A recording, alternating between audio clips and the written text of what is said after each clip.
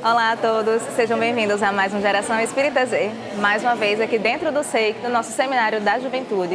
E hoje trazemos para você a palestra de Vitor Hugo Menino, falando sobre Ajuda-te a ti mesmo. Não perde, muita coisa boa, fica conosco. Bom dia! Boa tarde, né? Já deu meio-dia. Depois que almoça que dá boa tarde. Então vamos nesse critério. Ainda é bom dia.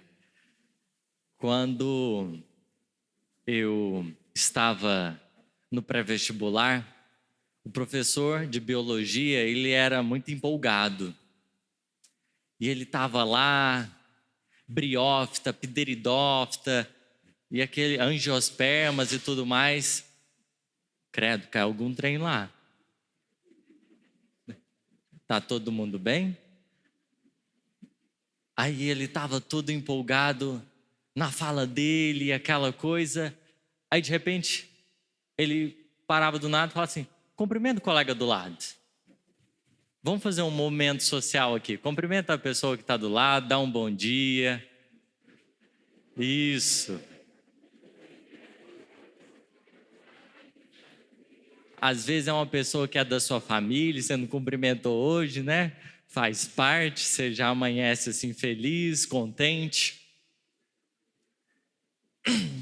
Eu vou fazer uso apenas de alguns minutos aqui do tempo, apenas diante desse bloco que a gente está construindo aqui, vícios, apenas para a gente fazer esse fechamento e poder passar para a parte de perguntas e respostas e logo em seguida ouvir o coral. Eu sei que está todo mundo com fome, tem umas lombriguinhas aí, né, já marcando presença, graças a Deus elas existem, sinalizam, lembra de mim. Então, em respeito a elas, a gente vai fazer uma reflexão um pouco mais curta. E uma primeira fala, como que a sintetizar essa questão do vício, que eu acho muito bonita do Chico, é que ele define tentação para a gente. Tentação, abre aspas, é um cachorro correndo atrás de você e você tá doidinho para que ele te pegue. Existe uma ânsia interior, você corre e olha, vem. É um drama. Lidar com desejos é um drama, porque é um negócio que você quer, mas fica assim, vai, não vai. E é absurdo, porque é mais uma coisa de você com você mesmo de que você com as pessoas. É algo que se passa dentro. Algo que se passa dentro.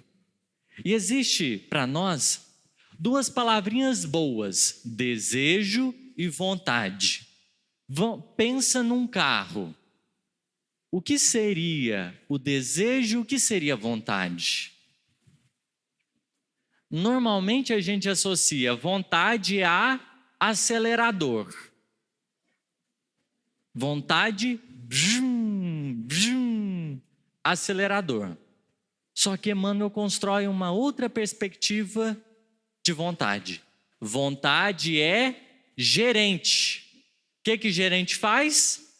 Dá ordem, comanda. Ele gerencia processos. Tem coisa que é agora, tem coisa que é agora, tem coisa que é agora. Ele vai entendendo o lugar de cada coisa. Então, na perspectiva de Emmanuel, vontade não é acelerador. Quem são os aceleradores da alma? Os desejos. O desejo acelera a sua caminhada. Por quê? Você está morno. O que o desejo faz? Imprime movimento. Não é o que está acontecendo agora? Você mexe na cadeira para cá, para lá, pensa assim, nossa, que horas que vai acabar o almoço? Movimento. O desejo, ele propõe uma inquietação. Ele te coloca em... Credo, gente. É o vento, né? Não vai levar nós não, né? Ainda não. Ainda não chegou a nossa vez. Mas o desejo te coloca em movimento. Em movimento. Então você tem desejos durante o seu dia e a partir do momento que esse desejo vem, você se movimenta. Só que existem, além do acelerador, existe o freio. O Leon Denis, ele é muito esperto. Ele compreende a dor, por exemplo, como uma potência da alma. Não, dor não pode ser potência da alma. Pode. A dor, muitas vezes, na trajetória evolutiva do espírito é o quê? O freio. Imagina você desejando só acelerador. Tem um monte de placa de trânsito. Para. Benfeitor espiritual, cuidado, você vai atropelar. Um monte de gente com os seus desejos. E você lá... Velozes e Furiosos, Need for Speed. No Need for Speed o carrinho ainda regenera, né? Você acaba com ele, tem aquele acidente catastrófico, você ainda dá uma melhorada nele. Mas quantos acidentes da alma acontecem porque você só acelerou? Traição não começa do nada. Muitas vezes é um desejo que você não cuidou, vai acelerando. Não cuidou, vai acelerando. Quando menos você percebe, você já não está tendo mais o controle a respeito da situação. Você está num relacionamento. Às vezes é natural que você encontre outros corações que você já amou. E que você sinta afinidade, mas é preciso cuidado, porque às vezes a gente nutre algumas coisinhas dentro que são aceleradores, e às vezes a vida fala assim, cuidado, você vai machucar não só você, mas muitos corações que estão à sua volta.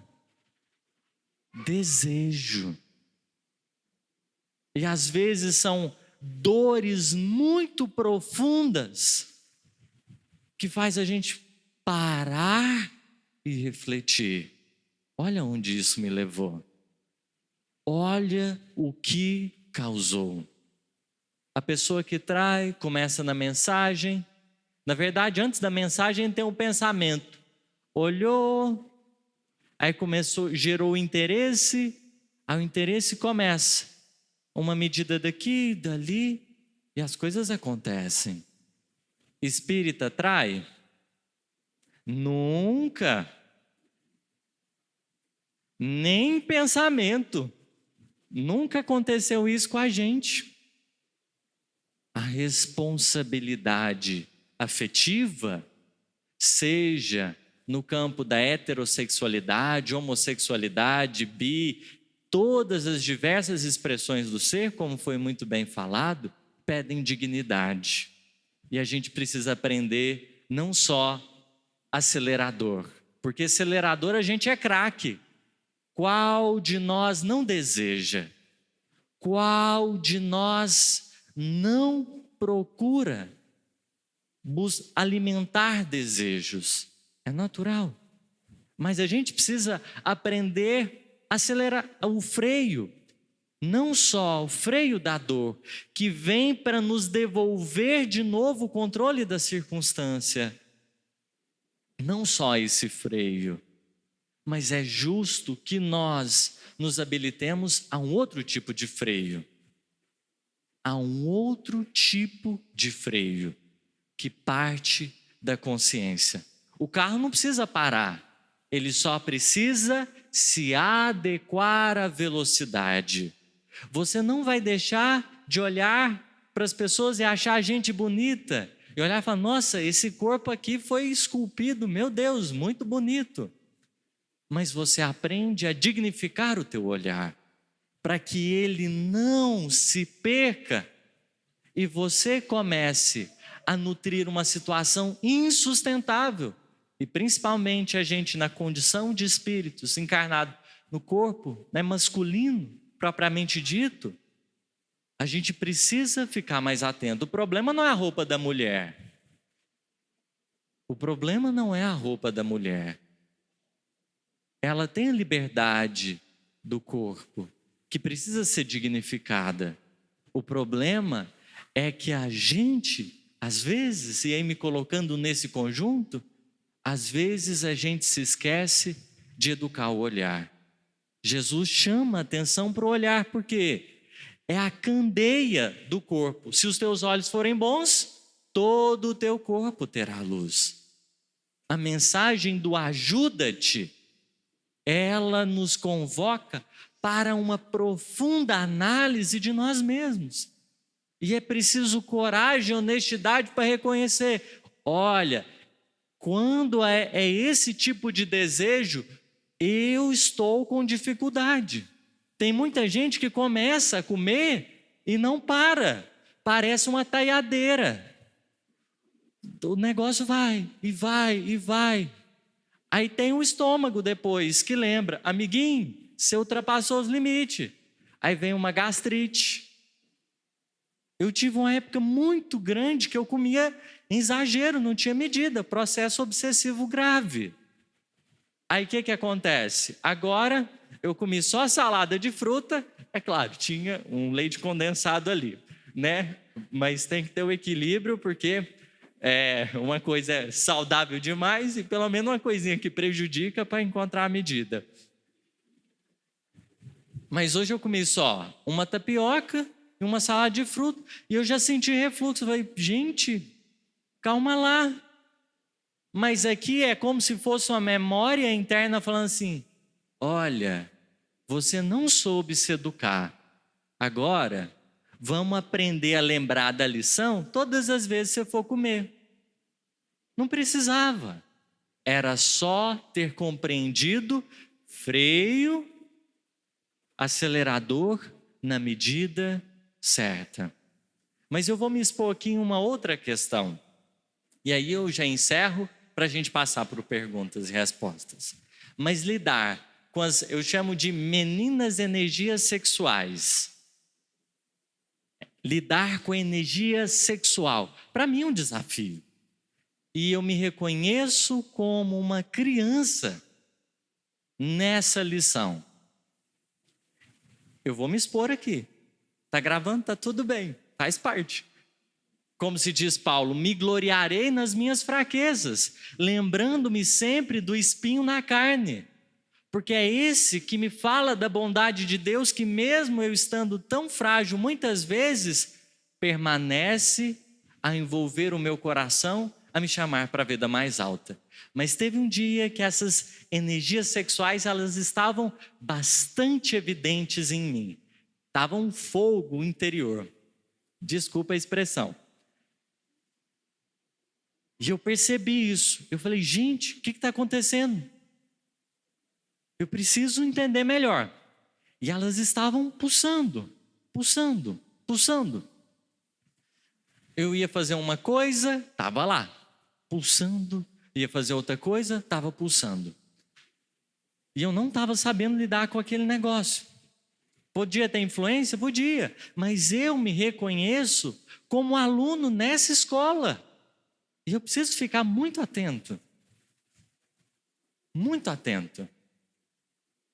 Como a gente falava de masturbação, foi ótimo ontem, porque eu sempre rememoro a primeira lição de mocidade que eu tive que preparar para apresentar, foi masturbação.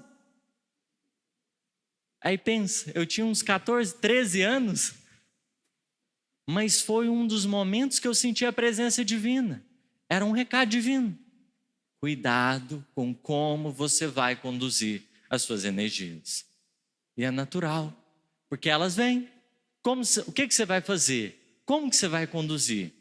Não só o corpo masculino, que é muito marcado por isso, mas o corpo feminino, não importa. Essas energias vêm porque elas são da alma. E o que você faz? E o que você faz? E eu, num profundo conflito, quando a gente pensa na oração, o Livro dos Espíritos nos traz essa lição. E eu já estava agoniado com aquela situação, porque é o cachorro, né? Tá doidinho para ele me pegar e falar: nossa, me venceu, é isso mesmo. E eu resolvi fazer uma prece. Eu estava no ápice, porque quando o desejo é muito forte, isso começa a alterar até a pulsação do coração. E eu resolvi fazer uma prece. Eu nunca me senti tão bem numa oração do Pai Nosso quanto nessa oportunidade.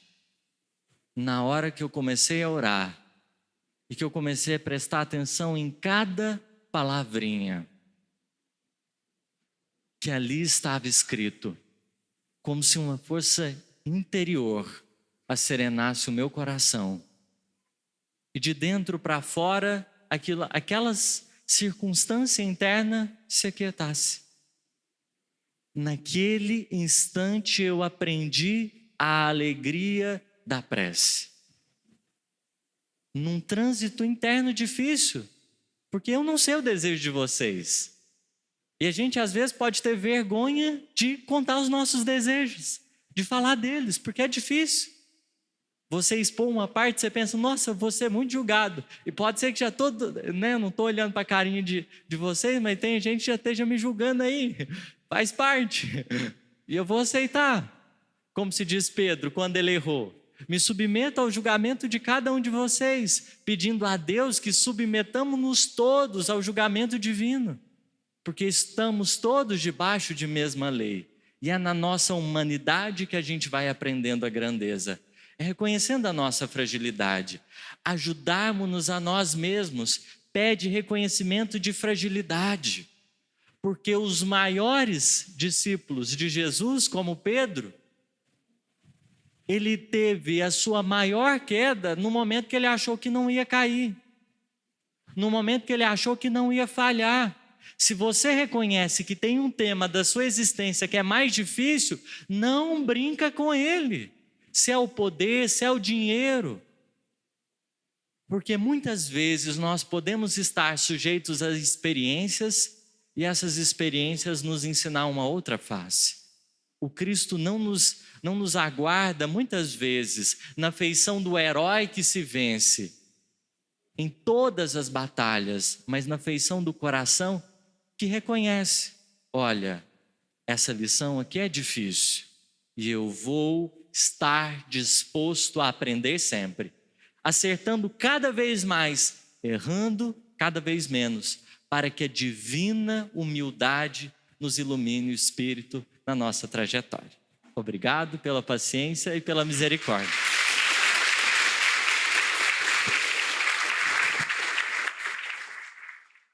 E aí, estamos chegando ao final do nosso primeiro seminário da juventude.